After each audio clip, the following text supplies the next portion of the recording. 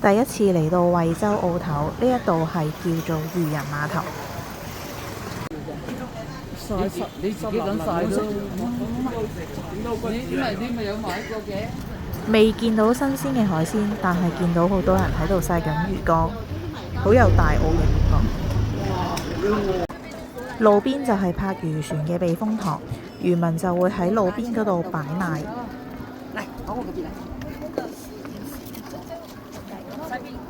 唔係啊，二嫂話買咗，係咪要蟹啊？唔呢啲啊，佢話。成條路側邊都係有檔口，仲細隻個嗰度食嗰啲大閘蟹啊，細隻個。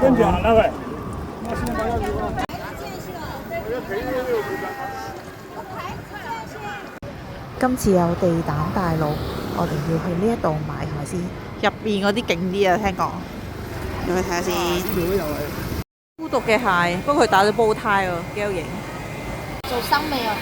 做生味啊！做生味，做生味咯，嗰個叫做小龍仔，個叫做避風塘，嗰度啊煎餅一個，7斤啊！煎算得啦，拎住。親戚已經試咗味，呢一間嘅餐廳嘅加工比較好味。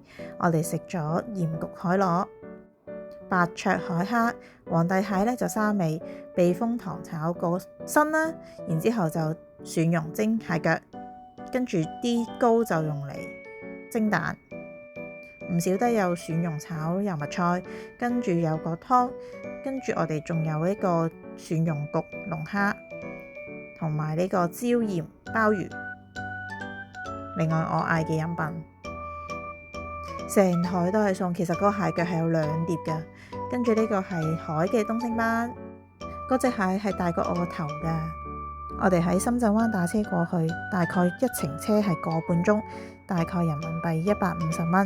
來回我哋都係打車嘅，咁即日來回嘅時間其實都好充裕。大家如果有澳頭好玩好食嘅，都可以留言話俾我知。